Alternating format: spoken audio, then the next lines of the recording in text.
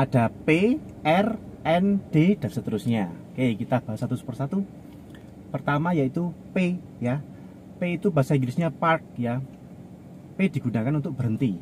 Ingat, P untuk berhenti. Kemudian ada R. R itu reverse bahasa Inggrisnya ya, bergerak mundur. Oke. Kemudian N, netral ya, berhenti juga. Nah, P sama N ini sama-sama berhenti. Bedanya apa? Ya. P untuk berhenti, N juga untuk berhenti. Nah,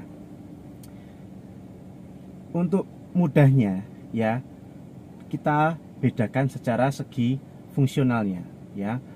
P itu untuk berhenti, kalau kita berhenti ya, lama ya, dan niat meninggalkan mobil, itu sebaiknya pakai P ya, karena P ada kuncinya.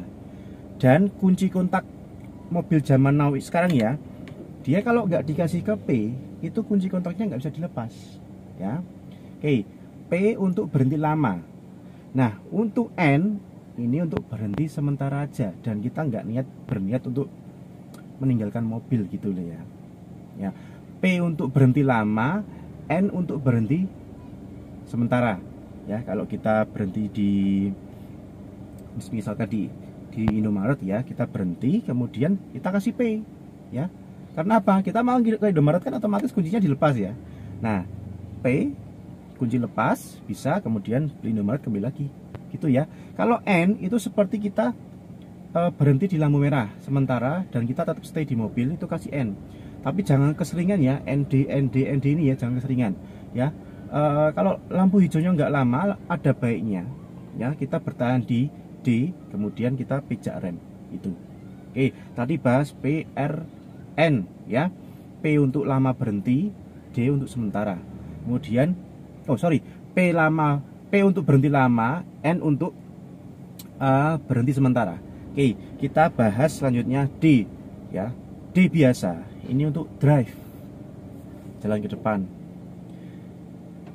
jalan yang datar ya, jalan yang datar yang agak nanjak sedikit nggak masalah pakai D. Kemudian ada misalkan ada D2, D3 atau biasanya S Sport ya, itu fungsinya sebenarnya bedanya sama D, RPM dia itu akan lebih naik kalau biasanya yang Sport ya. Untuk apa? Untuk torsi yang tinggi ya, biar kekuatan mobilnya ibaratnya torsinya lebih tinggi di RPM yang semakin besar gitu ya. Oke, untuk pemula ya, untuk D1, D2, D3 itu jangan ambil pusing ya, biarin gitu aja ya. Kita untuk jalan biasa gini nggak perlu sampai ke situ kok ya, cukup N, D, RP itu aja. Dan akan sangat sering kita menggunakan si D ini, udah stay di D aja gitu. Oke ya, semoga jelas. Yang paling penting di tuas mobil Matic ini kan ada tombol ya, ada tombol ya. Itu kita gunakan ketika kita mau keluar dari posisi P atau R. ND nggak perlu pakai itu ya. Jadi kalau kita melewati P dan R, itu wajib pencet dulu baru ditarik. Dan juga jangan lupa rem ya, rem maksimal.